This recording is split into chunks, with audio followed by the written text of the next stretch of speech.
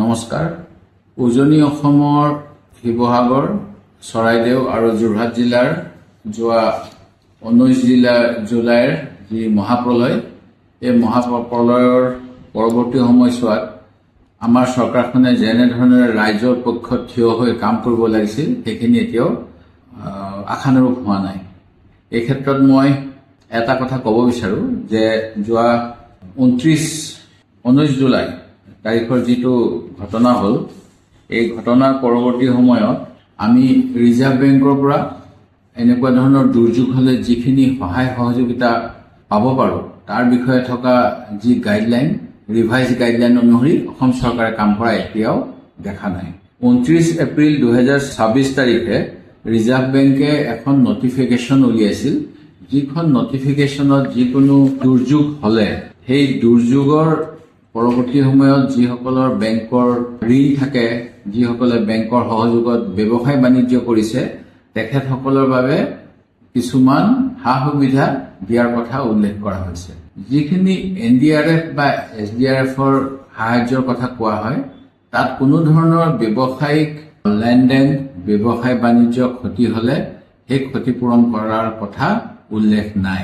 সেয়েহে ৰিজাৰ্ভ বেংকৰ যিটো দুৰ্যোগৰ ক্ষেত্ৰত সহায় সহযোগিতা, ক্লাছিফিকেশ্যন অফ লোন, এইবিলাকৰ যিখিনি সুবিধা আছে, সেই সুবিধাখিনি যদি লোৱা নহয় তেতিয়াহ'লে আমাৰ অসমৰ যিসমূহ 4.5 লাখ মান যি পৰিয়ালৰ ওপৰত দুৰ্যোগ নামি আহিলে তেখেতসকলৰ ভয়ানক বিপদ হ'ব।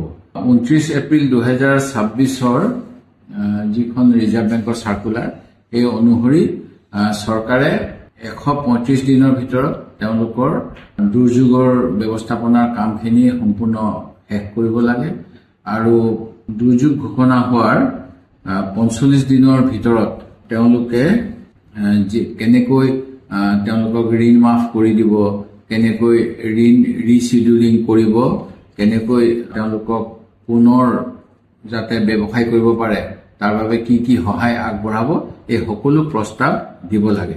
আৰু এইখিনি কৰিবলৈ হ'লে এখন নটিফিকেশ্যন অসম চৰকাৰৰ পৰা জাৰি হ'ব লাগিব।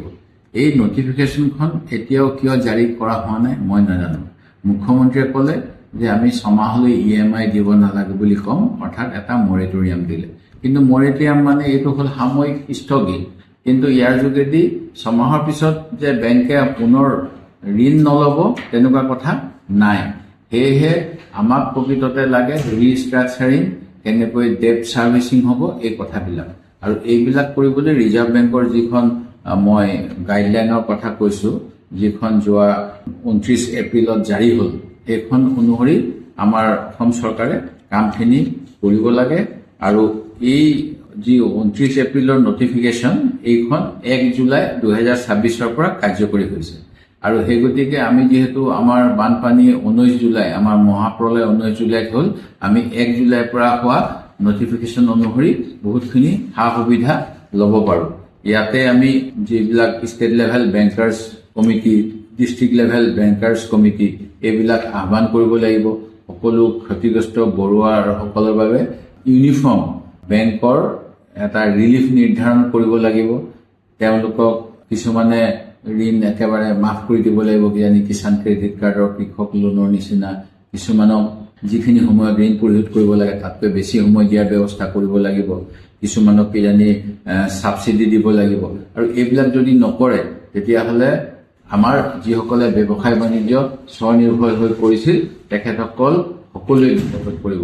সেই গতিকে মোৰ অসম চৰকাৰৰ প্ৰতি অনুৰোধ, তাৎক্ষণিকভাৱে কেলামাটি নটিফিকেশ্যনখন জাৰি কৰক আৰু প্ৰত্যেক জিলাৰ যিখিনি বেংকিং বিষয়া, যিখন ডিষ্ট্ৰিক্ট লেভেল কমিটি থাকে, কমিটিখন আৰু যিসকল কনজিউমাৰ, তেওঁলোকৰ প্ৰতিনিধিক লৈ, চৰকাৰী বিষয়াসকলক লৈ কেনেকৈ ৰিষ্ট্ৰাকচাৰিং কৰিব লাগিব, কোনখিনিৰ ক্ষেত্ৰত চৰকাৰে ছাবচিডি দিব, কোনখিনি ঋণ মাফ কৰি দিব আৰু কেনেকৈ কি কৰিব, এইখিনি তাৎক্ষণিকভাৱে কৰক, নহ'লে আগন্তুক সময়ত আমাৰ এক মহাবিপদ হ'ব।